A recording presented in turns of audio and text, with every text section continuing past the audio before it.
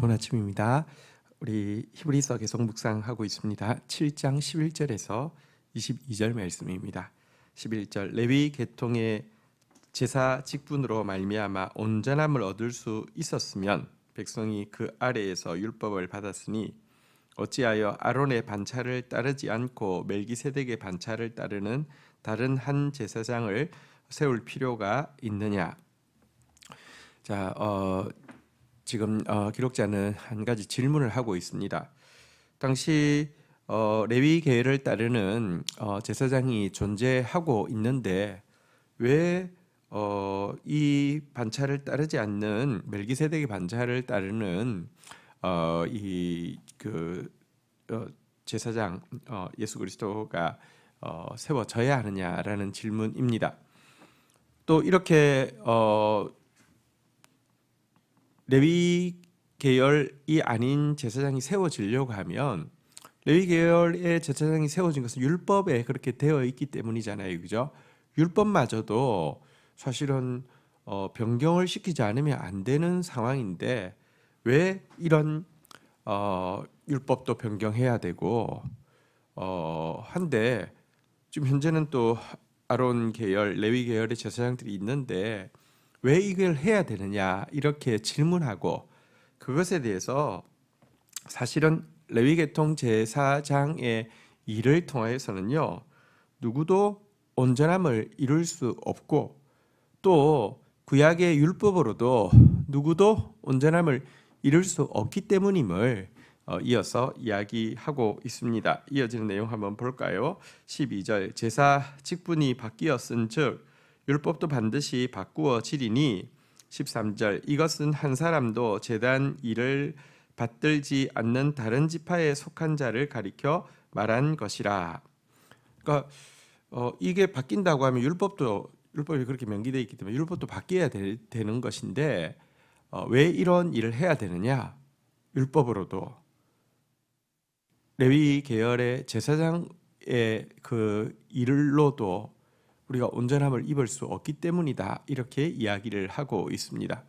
그렇다고 하면 멜기세덱의 반차를 따라서 이제 우리의 참된 대제사장이 되신 예수님 어떤 분이십니까?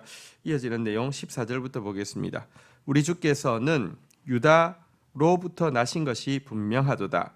이 지파에는 모세가 제사장들에 관하여 말한 것이 하나도 없고 15절 멜기세덱과 같은 별다른 한 제사장이 일어난 것을 보니 더욱 분명하도다. 자, 예수님은 유다 지파이시잖아요. 유다 지파에서 지금 그러나 다윗도 유다 지파인데 다윗이 예언을 했잖아요. 그러니까 이 메시아가 오실 것인데 그가 멜기세덱의 반차를 따르는 대제사장이 될 것이다. 유다 지파에서는 단 한 번도 제사장이 나온 적이 없지 않습니까?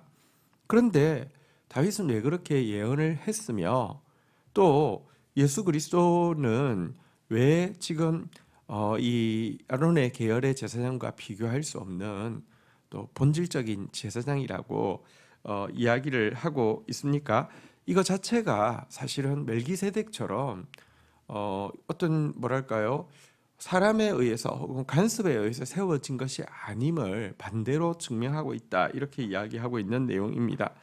우리 16절 보도록 하겠습니다. 그는 육신에 속한 계명의 법을 따르지 아니하고 오직 불멸의 생명의 능력을 따라 되었으니 17절 증언하기를 내가 영원히 멜기세덱의 반차를 따르는 제사장이라 하였도다.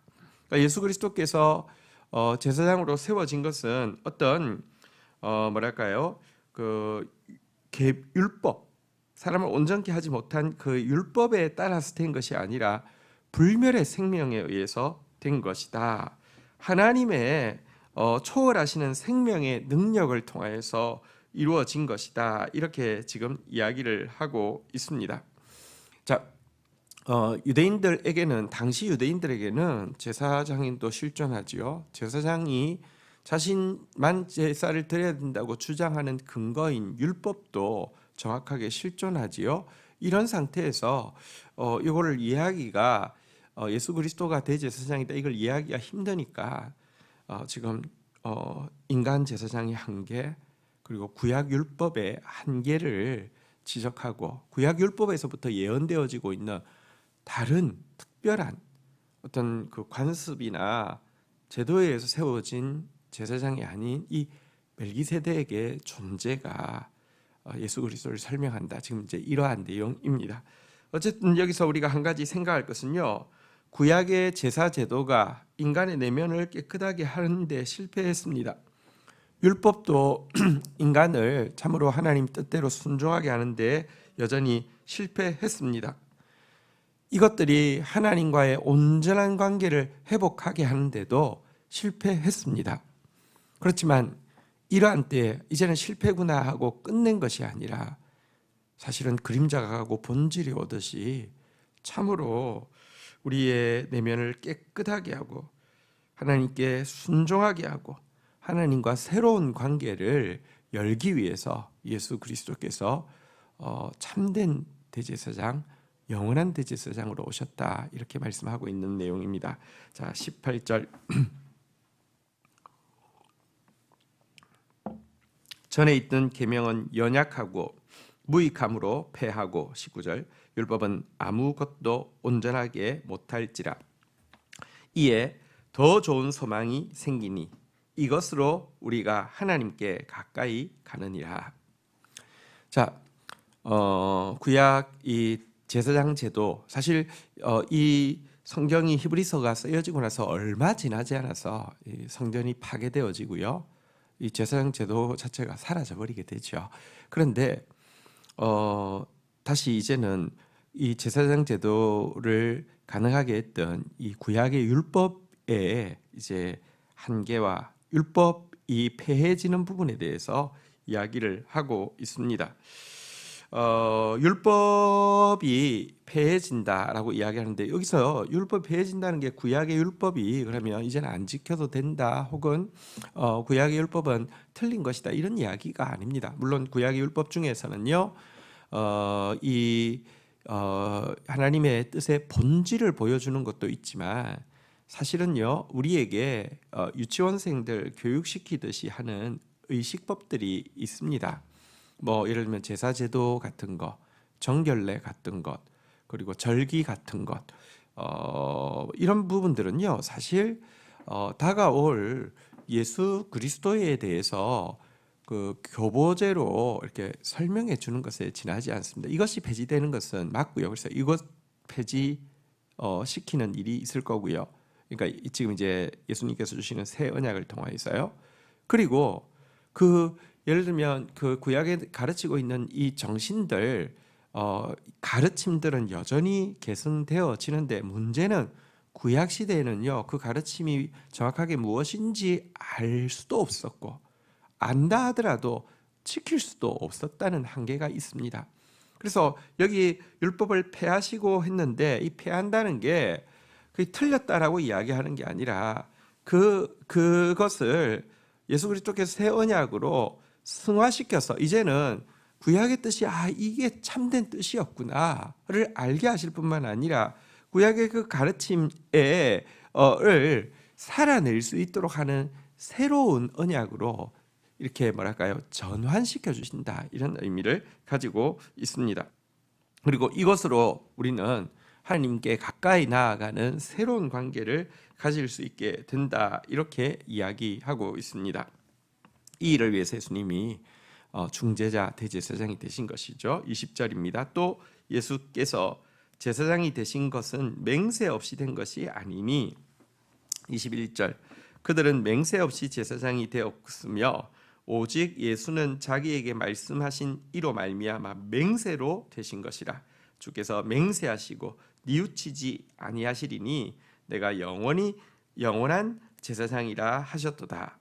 자, 또 한 가지, 예수님께서 이제 새 언약을 세우시고 새 언약의 중보로서 대제사장이 되셨는데, 예수님을 세우는 이 대제사장, 이 예언, 다윗이 했던 예언이죠. 다윗이 예언하기를 여호와는 맹세하시고 변하지 아니하시니라고 언급하고 나서 너는 멜기세덱의 반차를 따르는 영원한 제사장이라고 하면서 맹세, 예수님을 세우실 때 맹세가 붙어 있는 이 부분을 유념하고 있습니다. 여러분 사실 이 레위 계통의 제사장을 세울 때는 언약에 의해서 세우는 것이죠. 이 말씀에 의해서 세우는 것인데요. 언약과 맹세는 조금 레벨이 다릅니다. 언약은 말이라고 하면 맹세는 도장 찍는 것입니다.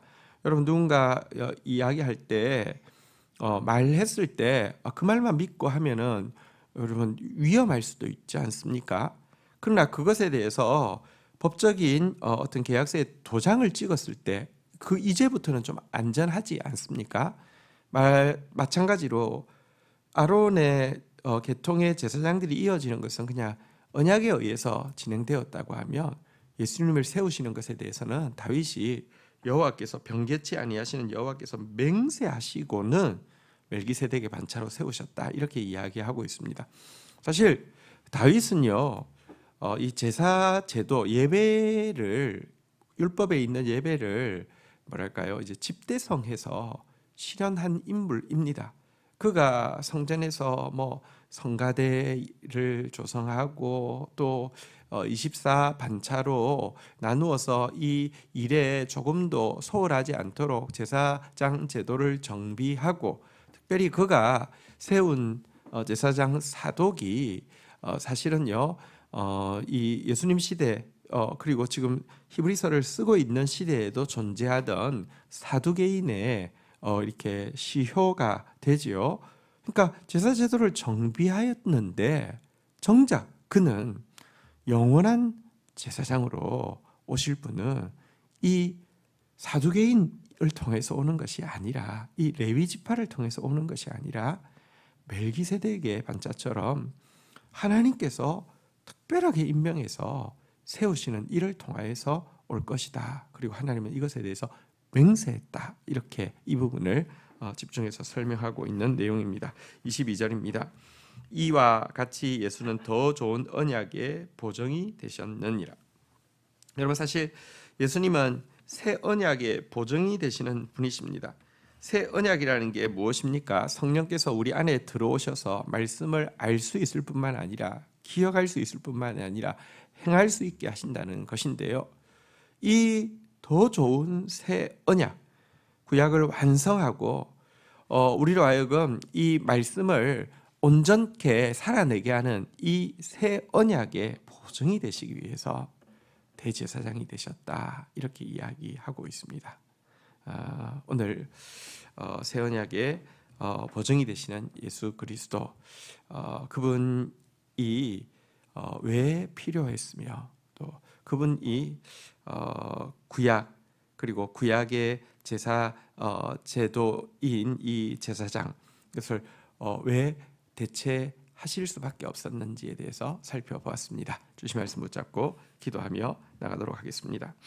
하나님 우리에게 주신 말씀을 우리는 온전히 이해할 수도 없고 기억할 수도 없고 지킬 수도 없었습니다.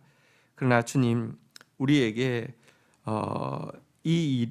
이제 성령을 보내심으로 말미암아 하나님의 말씀을 온전히 이해하고 기억하고 지킬 수 있는 새 언약의 시대를 열어주신 것을 인하여서 감사합니다.